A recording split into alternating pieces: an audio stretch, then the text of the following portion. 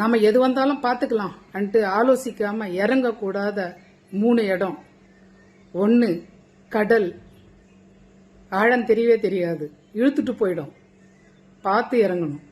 2வது கடன். வாங்கிட்டே இருந்துட்டீங்கன்னு வச்சுக்கோங்க, அவ்வளோதான். கடல்லையாச்சு திரும்பி உயிர் போன பிறகு உடம்பாச்சு வரும். கடனில் முழுகினீங்கன்னு வச்சுக்கோங்க, முடிஞ்சது, எதுவுமே இருக்காது, வாழ்க்கையே கிடையாது. இன்னொன்று கல்யாணம். கல்யாணம் தானே பண்ணிக்கிட்டா போதுன்றதில்ல. பார்த்து நல்லது கெட்டது யார் என்ன பார்த்து கல்யாணம் பண்ணணும். அந்த வாழ்க்கையில் ஒரு சில நேரத்தில் எங்கெங்கேயோ போயிட்டு முடியுது.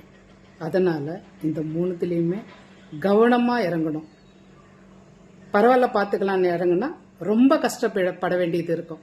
பட்டவங்களுக்கு தான் கண்டிப்பாக தெரியும் இது. நான் சொல்கிறது சரிதானே?